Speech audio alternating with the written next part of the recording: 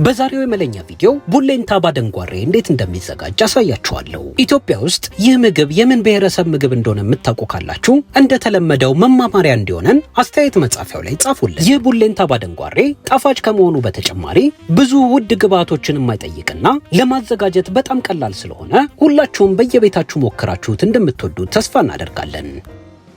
ሌሎች እንደዚህ ብዙ ወጪ የማይጠይቁ ባህላዊ ምግቦችን መመልከት ከፈለጋችሁ ሩቅ ሳትሄዱ እዚሁ ገጻችን ላይ መመልከት ትችላላችሁ። የዛሬውን ቡሌንታ ባደንጓሬ ለማዘጋጀት ቀዩን አደንጓሬ እንጠቀማለን። ይህን የአደንጓሬ አይነት በርካሽና በብዛት መግዛት ለምትፈልጉ የመለኛ ተከታታዮች መርካቶ እህል ተራ፣ ሩፋኤል ጉሊት፣ ጃፓን ገበያና ጋርመንት በመሄድ መግዛት ትችላላችሁ። አደንጓሬውን ከመቀቀላችሁ በፊት በሚገባ ትለቅሙታላችሁ። የሻገተ የሚመስላችሁን የተበላሸ የሚመስላችሁንና ከሌሎቹ በጣም ለየት ያለ ቀለም የያዘ ካለ ነጥላችሁ ታውጡታላችሁ። ነጥላችሁ የማታወጡት ከሆነ በኋላ ላይ ጣዕሙን ሊያበላሽባችሁ ይችላል። መልቀም ከሰነፋችሁ ደግሞ የተለቀመውን መግዛት ትችላላችሁ። አሁን ለቅማችሁ ያዘጋጃችሁትን አደንጓሬ ጎድጓዳ ሳህን ውስጥ ጨምራችሁ ውሃ አድርጋችሁበት ለቅለቅ ታደርጉታላችሁ። ይህን አደንጓሬ ለቅለቅ የምታደርጉበት ምክንያት ላዩ ላይ አዋራ ስለሚይዝ ነው። አንዴ ለቅለቅ ካረጋችሁት በኋላ በማጥለያ አጥላችሁ ታውጡታላችሁ። አደንጓሬው በሚገባ ከተለቃለቀ በኋላ ይህንን ይመስላል። ምስሉ ላይ እንደምትመለከቱት አዋራው ሲለቅም ቆንጆ ቀለም ይይዝላችኋል። አሁን አደንጓሬውን ዘብዝፋችሁ ቢያንስ ለ6 ሰዓት ያህል ታቆዩታላችሁ። እኔ አስቀድሜ ዘብዝፌ ያቆየሁት ስላለ እሱን ተጠቅሜያለሁ። አሁን የዘፈዘፋችሁትን አደንጓሬ በማጥለያ ታጠላላችሁ። ይህን አደንጓሬ ዘብዝፋችሁ የምታቆዩበት ምክንያት ልኬቱ በእጥፍ እንዲጨምርላችሁና ስትቀቅሉት ቶሎ እንዲበስልላችሁ ነው። አሁን አጥልላችሁ ያዘጋጃችሁትን አደንጓሬ ድስት ላይ ትገለብጣላችሁ። በመቀጠል ውሃ ዘለግ አርጋችሁ ትጨምሩና በደንብ እስኪበስል ድረስ ትቀቅሉታላችሁ። የመብሰያ ደቂቃው የሚወሰነው እንደ ምድጃችሁ ጥራትና ፍጥነት ነው። እኔ ዘብዝፌ ያቆየሁት አደንጓሬ ለመብሰል 25 ደቂቃ ብቻ ፈጅቶበታል። ዘብዝፋችሁ ካላሳደራችሁት ወይንም ካላቆያችሁት ስትቀቅሉት ቶሎ ላይበስልላችሁ ይችላል። ምስሉ ላይ እንደምትመለከቱት አደንጓሬውን እየቀቀላችሁት በሄዳችሁት ቁጥር አረፋ እየሰራ ይሄዳል። አረፋውን ሰፊ ማንኪያ ወይም ጭልፋ በመጠቀም ነጥላችሁ ማውጣት ትችላላችሁ። አደንጓሬውን በደንብ እየተቀቀለ ሲመጣ የውሃውን ቀለም ሙሉ ለሙሉ ይቀይራል። መብሰል አለመብሰሉን ለመለየት አንዱን አውጥታችሁ ስታኝኩት የማያታግል ከሆነ በስሎላችኋል ማለት ነው። በቆንጆ መልኩ ከበሰለላችሁ በማጥለያ አንዴ ታጠሉትና ላዩ ላይ ቀዝቃዛ ውሃ ታፈሱበታላችሁ። ሌላው የዛሬውን ቡሌንታ ባደንጓሬ ስናዘጋጅ የምንጠቀመው የግብአት አይነት የበቆሎ ዱቄት ነው። እኔ 5 የሾርባ ማንኪያ የበቆሎ ዱቄት ተጠቅሜያለሁ። እናንተ በዛ አርጋችሁ ማዘጋጀት ካሰባችሁ የግብአቱን መጠን ከፍ ማድረግ ይኖርባችኋል።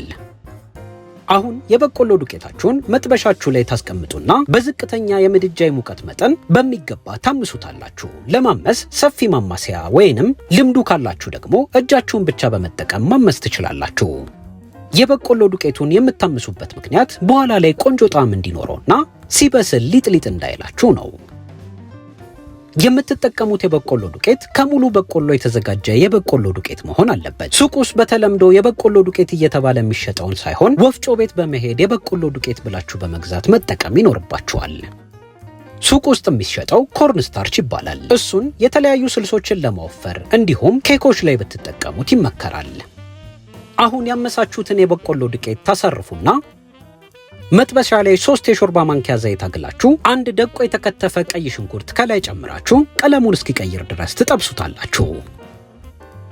የተለያዩ ጣፋጭ የአበሻ ምግቦችን የምታዘጋጁበትን የመለኛ የምግብ ግብአቶችን ማዘዝ ለምትፈልጉ የመለኛ ተከታታዮች እንደተለመደው የኢንስታግራም ገጻችን ላይ መልእክት በመላክ ማዘዝ ትችላላችሁ። እናንተ ካዘዛችሁ በኋላ ያላችሁበት ድረስ በራሳችን ትራንስፖርት እንልክላችኋለን። የጨመራችሁት ሽንኩርት ተጠብሶ ሙሉ ለሙሉ ቀለሙን ከቀየረ በኋላ ቀቅላችሁ ያዘጋጃችሁትን አደንጓሬ ከላይ ታስገባላችሁ። አደንጓሬውን ከላይ ካስገባችሁ በኋላ እጃችሁ ሳያርፍ ቶሎ ቶሎ ታማስሉታላችሁ። የምድጃችሁንም የሙቀት መጠን ከፍተኛ ላይ ማድረግ እንዳዘነጉ። አደንጓሬውን ከሽንኩርቱ ጋር ለተወሰነ ደቂቃ ከቀላቀላችሁ በኋላ የምትፈልጉትን ያህል ጨው ከላይ ታስገባላችሁ። ጨውን ከፈለጋችሁ በኋላ ላይ ከላይ መጨመር ትችላላችሁ። ነገር ግን አደንጓሬው ውስጥ ድረስ ጨው እንዲገባ ከፈለጋችሁ እዚህ ጋር ጨምራችሁ መጥበስ ይኖርባችኋል። በተጨማሪ አንዳንድ በደንብ ያልበሰሉ አደንጓሬዎች ካሉ እዚህ ጋር ጨው ቆንጆ አድርጎ ያበስልላችኋል።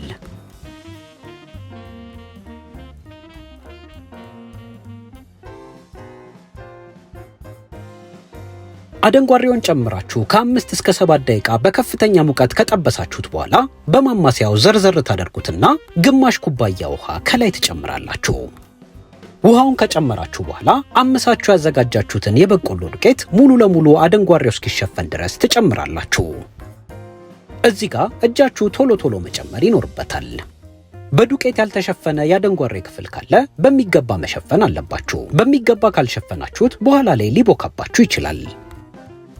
ዱቄቱን ከጨመራችሁ በኋላ የምድጃችሁን የሙቀት መጠን በጣም ዝቅተኛ ላይ ታደርጉና ከላይ ትከድኑታላችሁ። እንደዚህ ከላይ የምትከድኑበት ምክንያት በእንፋሎት እንዲበስልላችሁ ነው። የበቆሎ ዱቄቱን ቅድም እንደነገርኳችሁ በሚገባ ካላመሳችሁት እዚህ ጋር ሊጥ ይልባችኋል። ነገር ግን ሊጡ አይደብረንም ካላችሁ ሳታምሱ መመገብ ትችላላችሁ። ለተወሰነ ደቂቃ ከድናችሁ በእንፋሎት አብስላችሁት ውሃውን ከጨረሰ በኋላ ትከፍቱትና ጠፍጣፋ ማማሲያ በመጠቀም ልክ ምስሉ ላይ በምትመለከቱት መሰረት ቀስ እያላችሁ ታገላብጡታላችሁ። እንደኔ በተወሰነ መልኩ ከመጥበሻው ጋር ከተጣበቀባችሁ ጠፍጣፋው ማማሲያ በደንብ ይረዳችኋል። ዱቄቱን አገላብጣችሁ በሚገባ ከፈረፈራችሁት በኋላ ከላይ የወይራ ዘይት ታፈሱበታላችሁ። የቡሌንታ መጣፈጡ ዋነኛ ሚስጥሩ ቅባቱ ስለሆነ እዚህ ጋር ማሳነስ የለባችሁም። ይህን ቡሌንታ በፍስግ ወቅት የምታዘጋጁት ከሆነ የመለኛን የተነጠረ ለጋ ቅቤ አቅልጣችሁ ከላይ በደንብ መጨመር ትችላላችሁ። የወይራ ዘይቱን ማግኘት ካልቻላችሁ ሳታበዙ መደበኛውን ዘይት ከላይ መጠቀም ትችላላችሁ። አሁን ቅባቱን ከላይ ከጨመራችሁ በኋላ በሚገባ ትቀላቅሉታላችሁ። ቅባቱ ሁሉም ቦታ መዳረስ ስላለበት እጃችሁ ሳያርፍ ቶሎ ቶሎ ትቀላቅሉታላችሁ። ቡሌንታው ሲታይ እንዲያምርና ትንሽ የማቃጠል ይዘት እንዲኖረው አረንጓዴ ቃሪያ ፍሬውን አውጥታችሁ በደቃቁ ከትፋችሁ ከላይ ትጨምራላችሁ። አሁን ቡሌንታ ባደንጓሬያችን ዝግጁ ሆኗል። አሳምረን ደግሞ በቆንጆ መልኩ እናቀርባለን። ይህ የምግብ አይነት ሞገሱ እንዲወጣና ሲታይ እንዲያምር በባህላዊ መመገቢያዎች ብታቀርቡት ይመከራል። እኔ ከእንጨት በተሰራ ጎድጓዳ ሳህን አቅርቤያለሁ። እናንተ በጣባም ማቅረብ ትችላላችሁ። በተጨማሪ ያስተረፋችሁት ቃሪያ ካለ ከላይ ነስንሱበት። የበለጠ ለስለስ እንዲልላችሁ ደግሞ የተረፋችሁን ቅባት ከላይ ማድረግ ትችላላችሁ። ቡሌንታ ባደንጓሬ እንግዲህ እንዲህ ነው የሚዘጋጀው። ሁላችሁም በየቤታችሁ ሞክራችሁት እንደምትወዱት ተስፋ እናደርጋለን። ይህ የምግብ አይነት የምን ብሔረሰብ ባህላዊ ምግብ እንደሆነ አስተያየት መጻፊያው ላይ መሳተፍ እንዳዘነጉ። የዛሬውን የመለኛ ቪዲዮ ስለተከታተላችሁ ከልብ እናመሰግናለን።